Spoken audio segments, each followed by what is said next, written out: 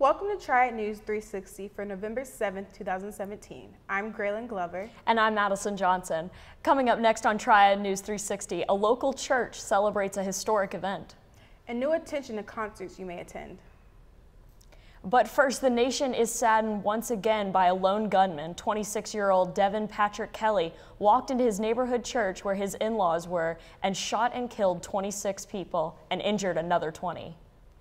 The shooting at the First Baptist Church in Sutherland, Texas, southeast of San Antonio, left 4% of the population dead, including several children. As the gunman ran out of the church, two local men engaged him in a shootout. The gunman then drove away with two men in pursuit. The gunman crashed into a ditch where he shot himself. Texas officials are saying Kelly was turned down when he attempted to purchase a gun and are investigating where he got the weapons. The pastor of the local church in Hendersonville has done something he never thought he would do in over 40 years of being a church leader. 10 years ago, he got security cameras and hired a police officer to guard his church during worship. First Christian Church pastor Pete Cunnell created a security team and has a cop at the end of the driveway every Sunday, something he never thought he would ever have to do. As the country mourned the tragedy in Texas, a local church was celebrating the event 100 years and 50 years in the making.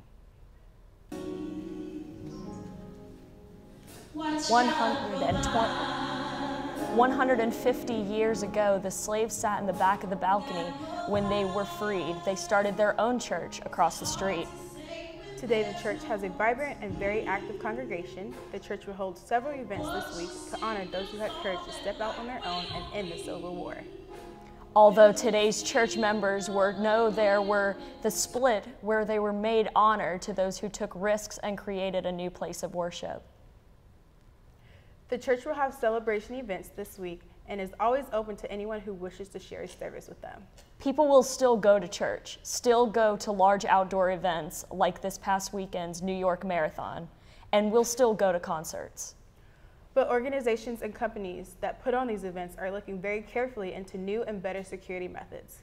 Triad News 360 reporter Sydney Goldsberg joins us with the behind-the-scenes look at what these companies are planning. Sydney? This war against America with mass shootings will never stop people from living their lives and going to these events, but production companies are taking a hard look at how to make their events as safe as possible. Ariana Grande 2017 concert before the terrorist attack. Tour manager Craig Mitchell describes the fear of what it was like for his crew to be at the scene. I was contacted by our crew right away. And at the time, it was very confusing. We didn't know if it was an accident or a random explosion or even possibly a terrorist attack. Las Vegas 2017 shooting. Oh my God, they took him on stage. He ran off stage. What happened? He ran off stage. Yeah, but something happened. People are leaving. It's okay, relax. The people going to the show safe. A lot of the security departments like Nation, AEG are looking at this challenge. 10 years ago, concert goers would go to a show and not expect to be searched. On camera, I think concert goers nowadays are very comfortable being searched because they know it's for their safety, just getting into the venue. So I think we'll see a lot of changes going forward as far as security. Some you can see, some you can't see. And at the end of the day, we want to keep a healthy industry and people going to shows. Their team worked on the One Love Manchester show that raised $2.6 million in just 3 hours for the victims of the Ariana Grande terrorist attack. Terrorists are looking to target large groups, but that's not going to stop people from going to concerts every day. The lone gunman has not crippled this country. People still attend church and go to concerts. America evolves and adapts to changing times and new threats. So don't expect to see concerts cancel tours for this fear. Just expect to see new security. Gracelyn, Madison? Changes happen every day. Once upon a time, you could just walk onto a plane in the airport. But after 9/11, airports have more security than any other place in the world. The American public adapts to the changes and moves on with their lives. It's good to see the organizations who put on their favorite events are working to make things even safer. Thank you, Sydney. This may not be a major national election year, but there are many important races on the ballot today. Several mayor races and local township trustees seats are up for grabs. Triad News reporter Charlene Arwa is live with a polling place with more about the election. Cheryl.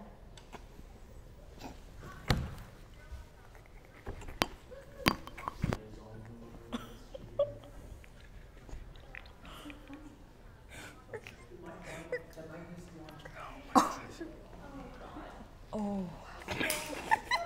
Oh. Oh, wow.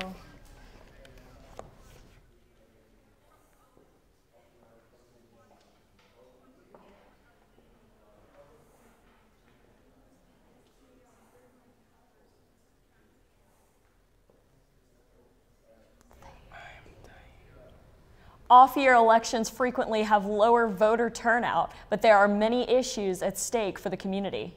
Like support for the new baseball stadium and the recent poor health report for the city of High Point. Theme parks around the country have been boosting their security as well in these troubled times. They are open almost every day of the year and hold many large seasonal events that attract large crowds. Universal Studios in Orlando, Florida has survived Hurricane Irma and keeps their security tight and mostly out of sight of their visitors. Triad News 360 reporter Emily Edwards went to the Universal for the sights and sounds of their annual Halloween Scary Night. Zombies, aliens, ghosts, and your favorite scary movie characters. You may have been to Universal Studios during the daylight hours, but during the fall season, you walk into a world transformed. There are 9 uniquely themed haunted houses. Customers line up to be transported into a terrifyingly realistic horror story. My name is Ash Williams. I'm here to save the world from evil. Time to dance! At Universal, everything is a production.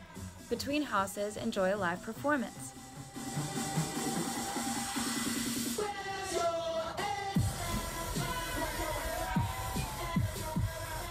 But watch out. There are 5 scare zones around the park where actors play terrifically terrifying characters. We're really in the purge scare zone right now. They're about to count down to do the purge right here. We're gonna see what happens. So far we've seen some purge masks, Statue of Liberty, and we'll be seeing some more bikers as time goes by. True Halloween Horror Nights fans will not leave without a selfie with their favorite character. If you need a break from the scaries, don't worry. The exciting attractions and rides that make Universal such a great family vacation spot are still up and running. Whichever you prefer, one thing's for sure. There's nothing like roaming the park after dark. A great family fun scary night. Theme parks and other venues across the country are taking a hard look at keeping these annual events fun and safe. Thank you, Emily. Coming up next, North Carolina barbecue at its best. And a new business opens in the Triad, which will get your day started oh so sweet. We'll be right back.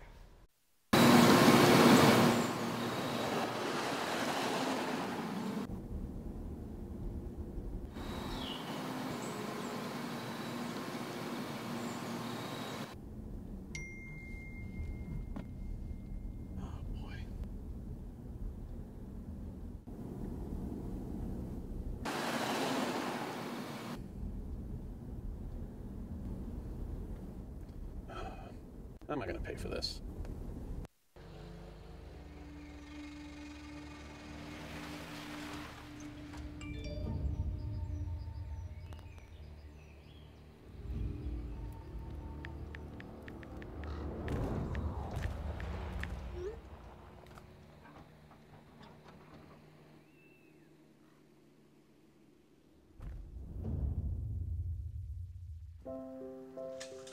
I want to eat apples and bananas.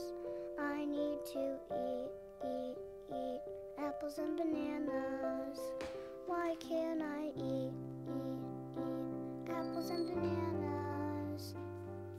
Support the Feeding America nationwide network of food banks to help provide meals to those in need. Join us at feedingamerica.org. Welcome back to Triad News 360. I'm Graylin Glover. Could you imagine just going on about your day and getting hit by a bus? Well, that was just Davis Surratt's reality. Surratt's life changed dramatically in a split second. He joins us now live in Studio B with Madison to share his story. Madison? Thank you, Graylin. Davis, thanks for joining us. Yeah, thanks for having me. You've had quite an adventure. Can you tell me a little bit about what happened? Adventure, I like the way you put that. When I was 17 years old, I was walking down the sidewalk in Auburn, Alabama, because I'm from Alabama, and I tell people in the state of Alabama, the rivalry of the University of Alabama and Auburn University is just bitter, it's fierce. And so I'm an Alabama fan. I was in Auburn, the rivalry territory. But we were walking down the sidewalk. I was with two girls who were in the grade above me. So they were seniors when I was a junior in high school. And a truck came up. The driver, I was walking closest to the sidewalk because raised in the Deep South, my parents always taught me to be a Southern gentleman and everything. So I was walking close to the sidewalk, and the driver hit the two girls, realized what he was doing, and swerved to get back over onto the road. When he swerved over, he just took me out. So thankfully, the girls were fine. They were treated at the scene. I took the brunt of the hit. I took a Ford F-150 truck. I have no idea where it hit me, but I assumed to my back. So like I said, the girls were fine. I was knocked immediately unconscious. From there, I don't know how long I laid there, just lifeless, unconscious on the sidewalk, blood gushing from my head, from my brain. So what was recovery like for you? Recovery was not easy at all. It's funny, before any of this happened, I had no idea what a brain injury was, never knew anybody who had had one, or never knew what recovery was. But I'm all too familiar with it now. While I was in the hospital for the longest time, doctors would come in each day and, ask me what my name was. I could never tell them. Ask me what happened to me. No idea. Ask me what the date was, who my parents were. I knew nothing. My short-term memory was completely wiped. So it's like I was a newborn baby, almost. I had to reform my entire memory, or my entire short-term memory. Thankfully, my long-term memory was okay. It's still intact. I can still remember my childhood and everything. But yeah, I had to relearn how to memorize things like that, which made going back to school a whole lot harder, even being here now a whole lot harder. I had to relearn how to walk and talk and think. I was a newborn baby, but I was 16 years old. So it's kind of funny. So then, with all of the struggle that's going on in America right now with these mass shootings and terrorist attacks, like, you overcame something that almost no one could expect to overcome. How do you feel about our country today? It's obviously not an easy issue for anyone to talk about, for anyone to face. What I honestly think is the cause of it is people not knowing themselves, not being familiar with who they are, not being comfortable with their own identity. So they don't know themselves, or are not comfortable enough with themselves and their own soul and their own heart. And so they're looking for outside forces to feel significant. They're looking for other people's recognition and things like that. And obviously it's hard to explain looking for recognition doing such a negative act like that. Can we overcome something like this? I think we definitely can. Not in the next 1, 2, 5 years, but yeah, it'll take a major shift in society and schooling and things like that. But we can, as much as this country we've overcome, we can definitely overcome this. Awesome. So thanks for sharing your story with us. Of course, thank you all. I appreciate you coming in. Yeah, thank you. Thank you, Madison. When you hear stories of survival and determination like Davis's, you'd think and hope for recovering from the Texas church shooting and other tragedies. Davis, thanks for being an inspiration. Everywhere across America, people argue who has the best barbecue. North Carolina is always at the heart of that argument. And if you have tried local offerings, you'll know why. One of the locals' best is not far outside of the Triad, and a very popular place to go. Triad News 360 reporter Zach Tucker got into the kitchen for a few of the secrets. I'm old-fashioned. I still believe in cooking with wood. I cook things fresh every day. I make my slaw every day. I like to be very hands-on with my customers and shake hands and get to know people as friends and all. I mean, like I said, they all do a good job, but we approach it differently. When you go to a restaurant, it starts when you get on the parking lot. What do you see in the parking lot? When you walk in the building, how are you greeted? Who meets you? What do you see when you walk inside? And then the food's going to be part of it. I want you to have a good meal and all. And I'm going to shake your hand when you leave, I hope. For over 55 years, Lexington Barbecue has served the community. Award-winning barbecue. The restaurant was named by rave reviews as one of the top 50 most iconic restaurants in the U.S.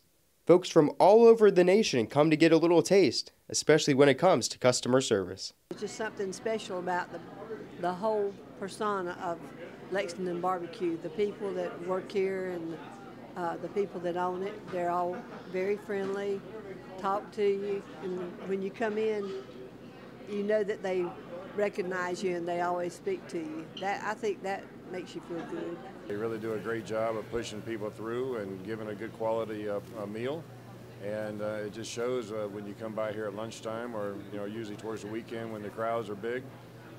Just a lot of people, and everybody leaves happy. Even after becoming an iconic and celebrity hotspot, locals still claim this place as their own. I know it is an icon for, and I know there's been several famous people that have been here. They've served people, but to me it's just our hometown place. It's where we like to go. Good food, excellent service, and a great time all around. For Triad News 360, I'm Zach Tucker. Some people get all the great assignments. Yeah, that would have been a really good one. They're really well known in these parts and very popular. Hard to get a seat sometimes. Thank you, Zach. There's more to life than just barbecue. Healthy foods, soaps, handmade goods filled the Greensboro Farmers Curve Market with amazing aromas and colorful sights. This is the annual Veggie Fest. Over 50 vendors had all sorts of foods and recipes for the wandering cooks to try. Veggie Fest promotes a healthy lifestyle and just plain old good eating. Every good festival has live entertainment and plenty of great food. From barbecue to Veggie Fest, lots of good eating around here in the Triad. And the list of great eating places just got bigger over the weekend. Triad News 360 reporter Courtney Wallen was there for the ribbon cutting of a heavenly start to your day. If you have a sweet tooth, cookies, cakes, and pies, that'll satisfy it. They're all at High Point's newest bake shop, the Cozy Cannoli. The Cozy Cannoli officially opened its doors last Saturday, welcoming friends, family, and cannoli lovers alike. Welcome to the Cozy Cannoli! The bakery serves up pumpkin pie lattes, fresh lemonade, and cannoli cake, just to name a few. Cuddled up with warm lattes and delectable treats, customers are excited. Wow, what I have? I had a croissant, which was wonderful. Now, is this your first time here? Third time already. Third time already? Yep. Oh, wow. So the food here is really tasty. It is. It's awesome, awesome. Everything on the menu is very good. I haven't tried anything that I don't like yet, so everything's good. The bake shop is very important to owner Lucy DeGidio and her Italian roots.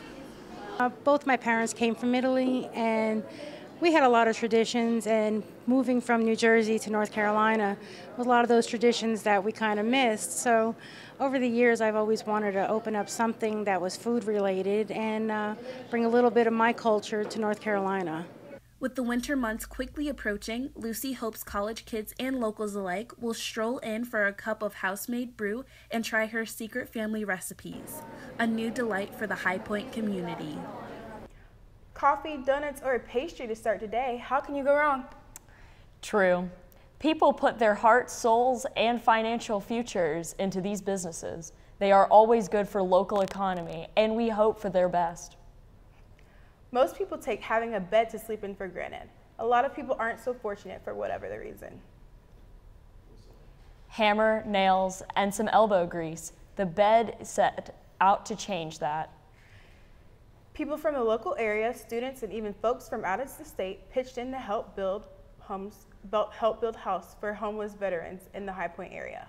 They set up shop in a parking lot at High Point University and set to build collapsible beds so they transmit homeless vets so they can take the beds with them. The students also wrote some kind messages on the bed frames for the vets. With the winter coming on, those beds will be a great comfort for those who are fought for our country. Aiden Jensen is with Sports Next. Lots of teams trying to make it into the playoffs. We'll be right back. Well, Thomas, you've got pre-diabetes. But with more exercise and a change in diet, it can be reversed. I've tried exercising. It just made me hungry for bacon. I love bacon, too. And who really likes to exercise? Not me. Me neither. Nobody. So we're good. Who's yelling at me? Oh, you still have pre-diabetes. Fuck you. Big time. I want Put it on the soup, please. eat apples and bananas. You can see the cord. I need to eat apples and bananas. Why can't I eat apples and bananas? Support the Feeding America nationwide network of food banks to help provide meals to those in need. Join us at feedingamerica.org.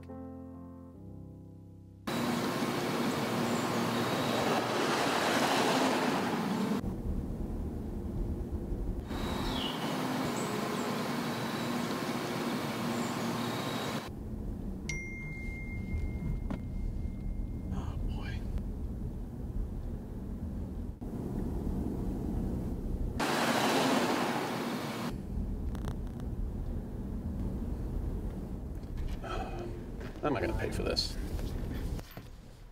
Welcome back to Triad News 360. I'm Graylin Glover. And I'm Madison Johnson. Big weekend for Panther sports. Joining us in the studio is Triad News 360 sports reporter Aiden Jensen with soccer, volleyball, and the beginning of basketball. Aiden? Thank you, Graylin, Madison. Big tournament for Panther soccer this past weekend. The High Point University women's soccer team defeated Longwood University 1-0 in the Big South Tournament Championship this past Sunday afternoon, clinching an automatic berth in the NCAA tournament. High Point got their lone goal of the match from senior Meredith Dunker in the 39th minute, her second in the past two matches. Dunker was also named to the Big South All-Tournament team. Next up for High Point is the #1 ranked North Carolina Tar Heels in the opening round of the NCAAs. The match will be at Wake Med Soccer Park in Cary on Saturday at 1 p.m. The High Point men's soccer team was crowned Big South regular season champions for the first time since 2010 after defeating Longwood 1-0 last Wednesday night. Sophomore Jamie Vasconcelos scored his second career goal in the 59th minute of the game to lead HPU to its fifth straight win. The #1 seeded Panthers start Big South tournament play this Wednesday night against Liberty at 7 p.m. in Burt Stadium. Panther volleyball also in a big tournament. The High Point University women's volleyball team captured its first Big South regular season title with a 3-0 win against Winthrop on Saturday. Junior Katie Tileman led the Panthers with 15 kills. Senior Haley Barnes earned 10 kills, moving her into third place in HPU's Division I history. Freshman Abby Bottomley was named Big South Defensive Player of the Week for the fourth time. Next up, HPU is on the road to Radford on Saturday to finish its regular season. Panthers return to Radford for the Big South Tournament on November 17th. Panther basketball get their first taste of competition. High Point's men's team defeated Everett 90-66 in an exhibition game this past Sunday. 4 Panthers players ended in double figures, with junior Ricky Madison leading all scorers with 18 points. Sophomore transfer Jihad Proctor posted 17 points. The Panthers played solid defense, holding Everett to 17 points in the first half. HPU opens its regular season this Friday against William & Mary. Tip-off is scheduled for 8 p.m. at the Millis Center. The women's basketball team begins its season this Friday as the Panthers host North Carolina Wesleyan at the Millis Center at 5 p.m. Junior Emma Backrath has been named Big South Preseason Player of the Year. Panthers were voted 4th in the Big South preseason poll after last year's 500 finish. They are ranked behind Radford, Liberty, and Campbell. The men's and women's cross-country teams will compete in the NCAA Southeast Regional Championships on Friday in Earlysville, Virginia. The women's team is coming off of its third Big South title in the last 4 years, while the men's team finished in 6th place in the Big South Championships. For the women, Famke Heinz recently became the 3rd person in school history to win Big South Runner of the Year, and the 1st in school history to win Big South Freshman of the Year. For the men, Hoseem Boyshart received all conference honors. High Point University men's golf team earned a top 5 finish this Saturday last battle at Stano Ferry. Panthers had a score of 290 for their first under par tournament of the year. Panthers will take a break in competition until February 26th. That's all for this week in Panther sports. Graylin, Madison. Thanks, Aiden. That's all we have for Triad News 360 today. I'm Madison Johnson. And I'm Graylin Glover. Good night, High Point.